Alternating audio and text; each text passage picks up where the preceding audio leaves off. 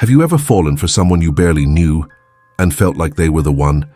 That weird, almost magical connection that makes it feel like the universe just gave you a sign? Well, I've got good news and slightly uncomfortable news. That feeling might not have been love. It might have been your subconscious trying to send you a message. A message that, if ignored, could make you repeat the same kind of relationship over and over again until something finally breaks.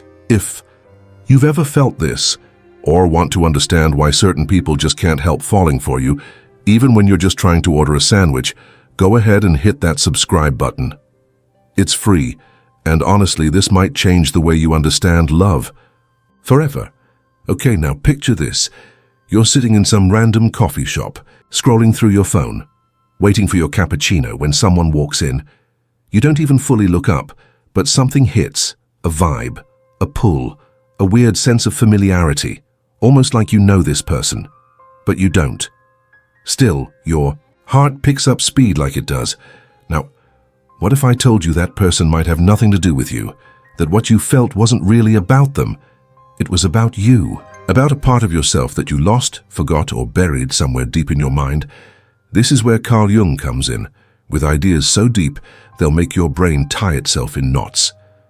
According to Jung, a lot of times, we don't fall in love with a person.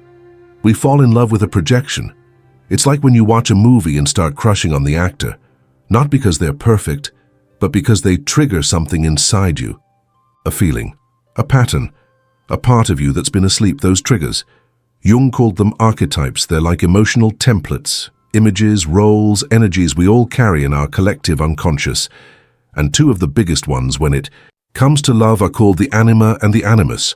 The anima is the inner image of the feminine that lives in a man's unconscious. The animus is the image of the masculine inside a woman's unconscious. And yes, this concept also applies to same-sex relationships. It's not about biological gender, it's about psychological energy. So what does that mean in real life? It means that when someone shows up and accidentally matches your internal template, your brain flips a switch. It lights up. It says, yes, that's the one.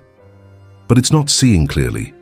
It's seeing through a filter, a fantasy, a long-lost emotional blueprint you didn't even know you had. And this is where things start to go sideways. You start to idealize. You see traits that might not even be there. You ignore the red flags and blow up the good parts.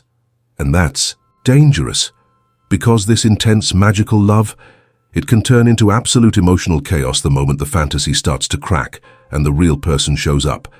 Is it their fault? Nope. It's your projection. And guess what? They might be projecting right back onto you. People don't always fall for you because you're attractive, funny, smart, though let's be honest, it helps. But often, what draws someone in is the symbol you represent in their inner world. Let's say someone spent their whole life being emotionally shut down, cold family, no real affection. Then they meet you, someone warm, expressive, emotionally open.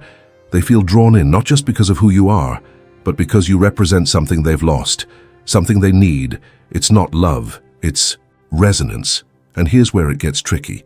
They don't even realize they're doing it, so they start clinging to you like you're their missing piece, their answer, their emotional life raft. But no one can live up to that kind of pressure forever.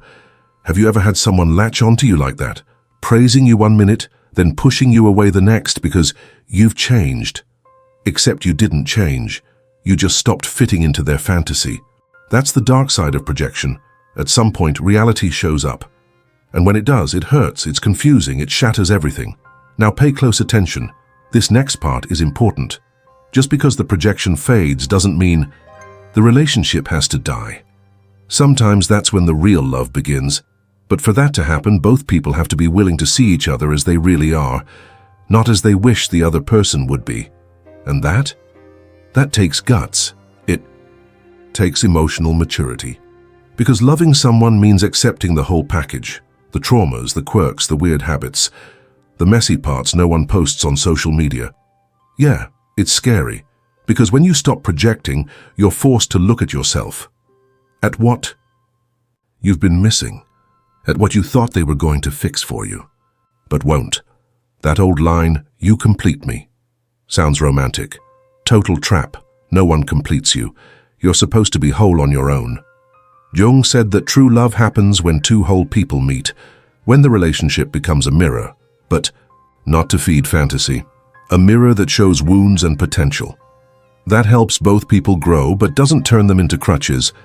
So let me ask you, how many times have you fallen for someone thinking it was love, but it was just emotional hunger, or a craving for a part of yourself you've been avoiding? If that's you, don't beat yourself up. Honestly, everyone's fallen into that trap at least once.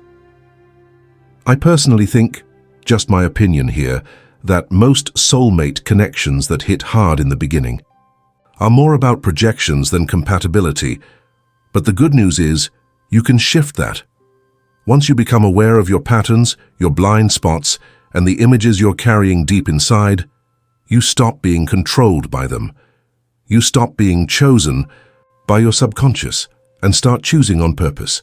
You look at someone and you can separate who they actually are from what they represent inside you. You can love them with clarity, with presence, with your feet on the ground, and your heart still wide open. And yes, it feels just as good. Better, actually, because it's not built on fantasy, it's real. And here's the twist. Once you understand this, you'll also get why other people keep falling for you. Sometimes it's not because of what you say or what you look like, it's because you activate something in them. Let's say you're a natural nurturer. You're kind, patient, always there when people need you. Great. But that might make you a magnet for emotionally unstable people who see you as their savior. And at first it feels good. Who doesn't like to feel needed? But over time, that gets heavy. And you start wondering, why do I keep attracting broken people? Answer: because deep down your subconscious might need to feel needed or in control. Or maybe that's just what you learned love was supposed to look like. But it's not. Love isn't fixing.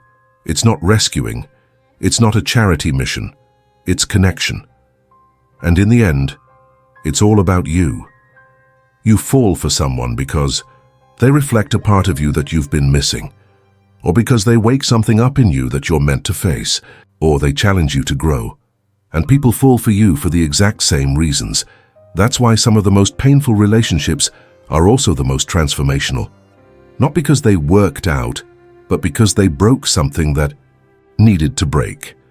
Sometimes the heartbreak is what forces you to wake up, to stop running on autopilot, to stop calling it love when it's really just your inner child begging for attention. So next time you feel that instant spark with someone, slow down. Watch. Ask yourself, what part of me is waking up right now? It might be something beautiful. It might be a warning. It might just be your subconscious knocking. Love is an invitation, sometimes gentle, sometimes loud, but always a call to know yourself better. And if this video stirred something in you, let me know in the comments.